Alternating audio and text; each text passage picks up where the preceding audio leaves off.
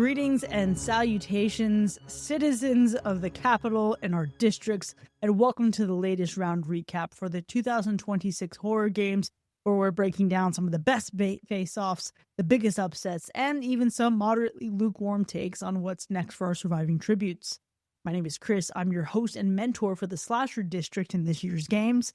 And this year, of course, we have with us the Monster Madness and Game Maker herself, Chell. Now, this second round absolutely sent shockwaves through the 4 districts. Citizens were asked to set aside the body counts and the blood and dig into something far more unsettling: the stories that made these tributes who they are today. Round 2 asked a question that horror has always asked us to consider.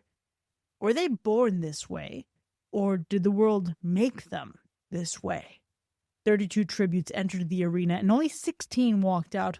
But, Chell, what can you tell us about this round of play? The 32 survivors from round 1 barely had time to wash the blood off their hands and rub their eyes before it was time again for them to fight. And the face-offs in this round made it incredibly hard and tragic, but also fascinating to watch as 32 entered the arena. But as you said, Chris, there was only room for 16 survivors. I can't wait to see who one of the survivors were. Yes, well, the biggest winner of the round goes to the alien queen, who, while facing off against the female from under the skin, managed to limit the female to only 2 votes. And again, you might think embarrassing, only 2 votes. But think about the mediocre men in the previous round who only scored 0 votes. Absolutely, Dr. Morris is still the shame of District 1, and I think he will be for a long time. He did not play well, and when you're going up against someone like the Alien Queen, who made her presence known even last year in the games, even a slight score, a slight moving in the needle, is quite the accomplishment. So while we will be saying goodbye to the female, I bid her congratulations for standing tall and withstanding as long as she did. A job well done, truly. And, in our last round recap, we talked about what I thought was going to be perhaps the most difficult or even the most compelling matchup of round 2, and that was against Freddy Krueger and Candyman. How did that go, Chell? Well, again, even before the voting opened, there was buzz in the districts and in the capital about this face-off when you have someone who haunts your dreams and someone who is a living nightmare. Naturally, there's going to be some heartache, and there were quite a bit of back and forth discourse in the Discord and on Patreon talking about which side they would go for, wishing that they did not have to make this choice, but as we all know, that is the games, and we must honor those rules. I am exceptionally proud that when we consider both of these origin stories, the people chose right, and that Freddy Krueger was bested by Candyman. Absolutely thrilling stuff. Yes, and then on the other side of the bracket in District 3, we saw coming down to 1 vote. We again thought that we were going to have to take extenuating matters to address a tiebreaker, but we did not. The ghouls versus the Sweet 16 killer, which saw the Sweet 16 killer snagging that final blow away from the ghouls, which, considering the times, the ghouls, perhaps their origin story was a little too real for some people's liking. Listen, if you have me in a position where I need to choose between something that feels a little bit too real in 2026 or a fun time-traveling slasher that takes us back to the 80s, I'm going to go fun time-traveling slasher every single time. So I agree with the people's choice here. Now, the numbers don't lie, but they also don't tell the whole story either. So it's time for us to really consider getting into what made this round so compelling and also so divisive. For this second round, we were challenged to look past the brute force that these tributes use on their victims and instead consider the many things that led them to this very place. We were forced to choose the winners in each matchup based on who we felt had the better origin story. Even the most silent killers in this year's games have a story to tell. It forces us to examine if one is born evil or if evil is thrust upon someone. And in these games, it is often hard to tell the difference. That's absolutely fair. And even Maria shared some insight because we saw this round causing a lot of heartache and hard decisions by many of our voters.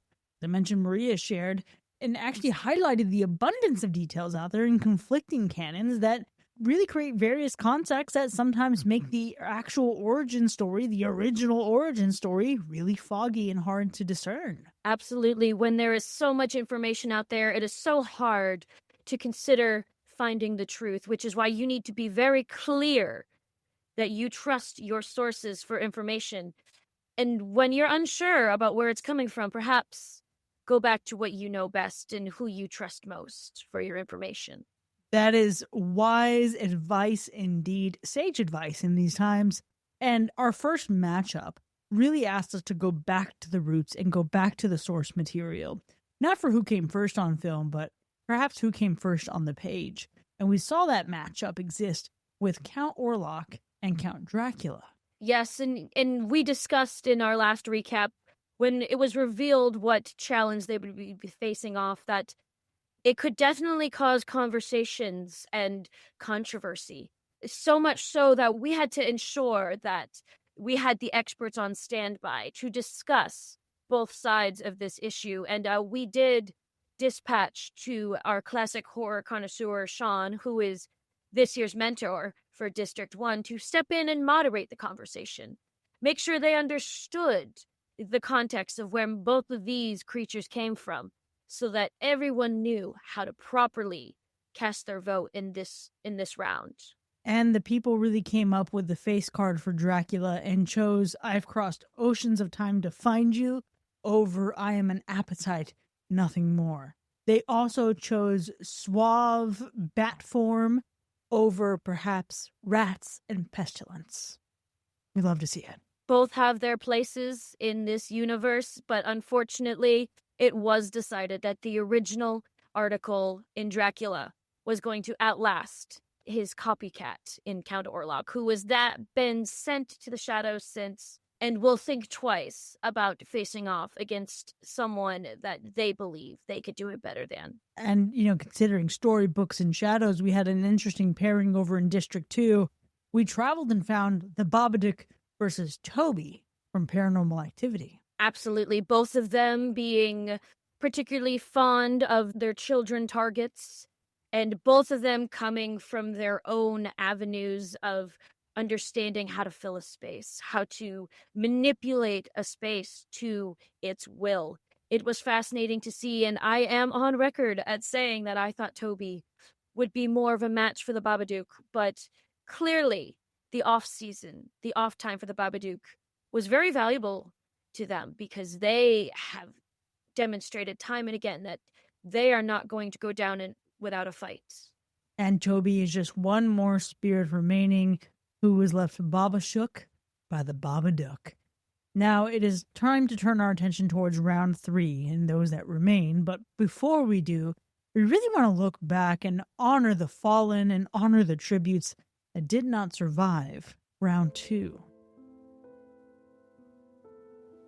Going back to District 1 will be Count Orlok, the Invisible Man, the Phantom of the Opera, and Reagan McNeil. Returning to District 2 are Freddy Krueger, Toby, Bagul, the Lipstick-Faced Demon. Returning to District 3 are the female, the ghouls, the creatures, and the faculty's alien queen. And returning home to District 4 with a heavy heart, the Hard Eyes Killer, Billy from Black Christmas, the Urban Legend Killer, and Billy Chapman. And we were asked to remember, as always, that evil never dies, it just changes shape. Now, Chell, as we say farewell to our fallen tributes, I think it's time we address the other killer elephant in the room. The names we just listed are not the only tributes who will no longer have a place in this tournament, so please tell us what's happening. Yes. Well, too often during Monster Madness, we are so wrapped up in the drama, the blood, the horror of it all, when we all need to remember once in a while that this is a game. It's supposed to be fun. So, myself and the rest of the game makers decided to sprinkle a little more fun into the mix by bringing back some fan favorites from last year's bracket, here for a second chance to earn their spot at the top. Well, let's not waste any more time and introduce them now. The fan favorite tributes that were voted for by many in the Capitol and district citizens in our Discord chat are the Amityville House, Jennifer Check, for District 3, The Predator, and for District 4, Chucky. Welcome back to the arena. But obviously, Chal, this bracket was already packed when these fan favorites entered the room, so who's leaving? Who are we saying goodbye to make room for these all-stars? Well, as many things do, Chris, it boiled down to simple math. We took the one tribute from each district that had accumulated the least amount of votes between the first two rounds of play and replaced them with the fan favorites. As such, we unfortunately had to say farewell to these additional tributes to make room for the new blood. From District 1, The Bride. For District 2, Candyman. R.I.P. Tony Todd. For District 3, the Sweet 16 Killer. And for District 4, Leatherface. Every single one of these tributes was a formidable force in the arena, and the fact that their runs end here, before the bracket even comes and crowns its champion, it's already stirring unrest in the districts, Chell. I'm actually hearing whispers of unrest. I'm hearing whispers of accusations. People are questioning the math. Nonsense. The only rumble I am hearing is from the excited shouts of raving fans, thrilled welcoming back Jennifer Check and the Predator. I simply can't imagine why anyone would be against welcoming these returners back into the fold. Everyone is having a wonderful time, and I challenge anyone who may say otherwise. I would give warning to anyone who decides to rate on such a delightful parade we're having. Noted. Okay. Well, we'll be sure to keep an ear out for those joyous cheers and the good vibes only as we enter into our third round of the games, the Slaying 16. But first, we have to consider what our filter is, what our decision-making should be based on. Once again, for this round, we offered our patrons, our residents of the Capitol, the opportunity to determine what challenge our remaining tributes will face next. And round 3, our people have chosen. The category is most resilient. Consider most likely to come back from the dead. When one no longer fears death, then they are free from the shackles of morality, replacing such worry and mortality thoughts instead with brutality and the lust for violence. Chell, what are some of your predictions for round 2? Well, it will certainly... We are really getting down into the meat and marrow of these brackets. Let us first look to the paranormal bracket of District 2, where we have, again, the returner Jennifer Check versus the Babadook, both of whom, in their own rights, have earned their spot in the LGBTQ iconography. They're icons, they're legends. They're two queer horror icons that walk into the arena, but they actually got here through completely different doors, and I think that's significant. I want you to look back on this, because Jennifer Check was murdered. She was stabbed in the woods by a band of men who thought they could use her body and discard her. But, of course, the joke was on them because the ritual misfired, and she came back as a succubus, and she's been feeding ever since. Jennifer's resilience is active. It's escalation. Every wound made her more dangerous. You cannot kill a girl who already died once and decided she preferred being a predator. But when we think about the Babadook, Baba Shook, who's never killed at all. And that's honestly a more scary argument. Now, there's no origin story. There's no inciting wound. There's just this presence that grows larger the harder you try to suppress it. Amelia didn't defeat the Babadook, of course. She learned to live alongside it, to feed it, to make room for it. The Babadook doesn't come back from the dead. It simply never leaves. So here's the question that your vote has to answer. Which form of resilience do you actually fear more? The girl who came back swinging, or the thing that was never gone in the first place? And in the slasher district, we are going to... This is a matchup for the ages, Chris. We have Art the Clown versus Ghostface, which in their own rights have also demonstrated their ability to get knocked down and get back up again, so to speak. You're never gonna keep me down. Listen, I honestly don't see how this is even a matchup. Scream 7 didn't have a great time. It made great results at the box office thanks to Neve Campbell and Kevin Williamson, but what are we really debating here? Art the Clown died at the end of Terrifier. He shot himself rather than be taken in. And then something dragged him back, something we don't know about yet. So Art the Clown's origin story is still unknown, but when you think about resilience, there's something more deliberate than any human grudge, like in Scream. Art the Clown came back wearing a face that looked less like a man and a lot more like whatever actually lives inside of him. Art didn't survive because he's tough. He survives because something worse than him decided that he was useful. And that's a very specific kind of resilience. But Ghostface has never needed a resurrection because the mask keeps switching people. The phone rings, the voice returns, Billy Loomis died and someone else picked it up. The Stuthers out there can't be denied. That person died and someone else picks up the mantle and the legacy.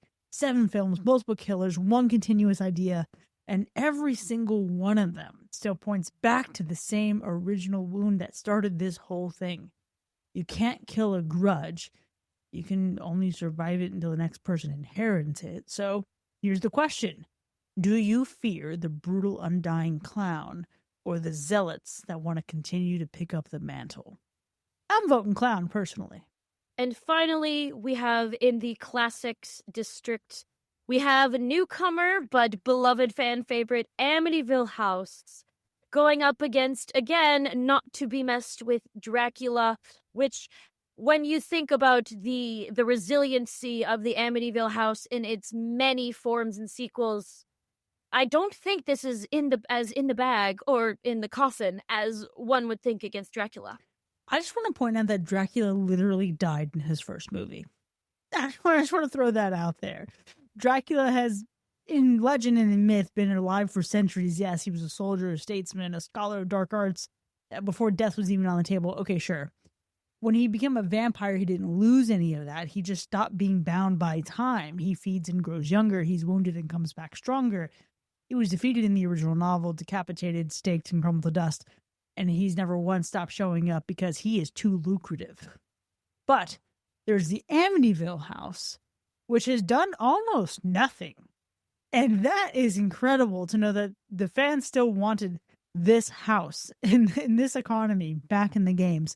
A man killed his family there in 1974 and claimed the house made him do it. The next family lasted 28 days and ran. Every family after that has reported nothing unusual. The house has been sold, renovated, given a new address to keep the tourist away. By every available measure, whatever lived in that house should be long gone. But it isn't somehow. There's 50 years of films, books, investigations, and arguments later. And the house is actually more present in horror's collective imagination than anything else in this arena. It doesn't chase you. It doesn't need to feed. It just lingers. It waits, and it lets you do the haunting yourself in your own imagination. So Dracula survives because he refuses to die. But Amityville survives because no one can agree on whether it was ever really alive in the first place. So this vote is really about which opinion you hold. We have had some incredible matchups, and Jill, I can't wait to see which one you're landing on. But for now, there you have it, folks. We've completed our second round of play in the 2026 Horror Games arena, but there is still so much more to watch unfold during these horrific games. As we bid farewell to the many tributes who have left the games too soon or perhaps have overstayed their welcome, We look to a new day, a new dawn in the next round of play. Voting for round 3 will begin on Wednesday, March 11th at noon, and will end on Saturday, March 14th. Farewell, and may the scares be ever in your favor.